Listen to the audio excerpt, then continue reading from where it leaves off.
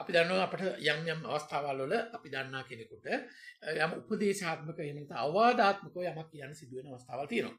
මෙහෙම අවස්ථාවල් අරගෙන බැලුවම යම් කෙනෙක්ගේ ජීවිතේ එහෙම ගන්න තීරණයක් ගන්න වෙලාවකදී අපට හැඟෙනවා නම් ඒ ගන්න තීරණය අතිශයින්ම තීරණාත්මකයි.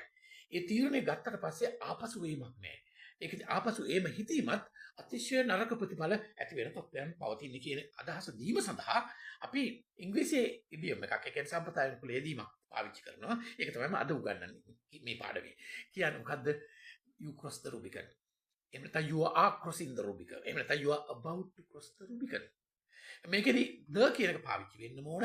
R එක Rubicon කියන එකේ R එක කැපිටල් වෙන්න ඕන. මොකද Rubicon කියන්නේ ගඟක්. උතනින් තමයි මේක ආරම්භ වෙන්නේ මේ ඉදියම් එක. ඒතකොට මේකෙන් කියවෙන්නේ ගන්න තීරණය ගන්න ඒක ප්‍රශ්නයක් නෑ.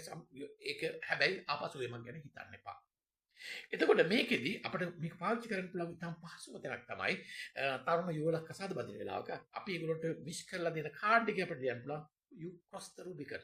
එහෙනම් you are crossing the Rubicon. එහෙනම් you are about to cross the Rubicon කියලා අපිට මේක ලියන්න පුළුවන්. එතකොට ඒකෙන් අදහස් කරන්නේ යන්න ඉදිරියට ආපසු එමක් ගැන කල්පනා කරන්න එපා. ඒක කල්පනා කිරීමම ප්‍රතිඵල රහිතයි. ඒක Tamanට මේ අවාසියක් සිදු වෙන දෙයක් මම හිතන තියෙන්නේ කියන එක තමයි එකෙන් කියවෙන්නේ.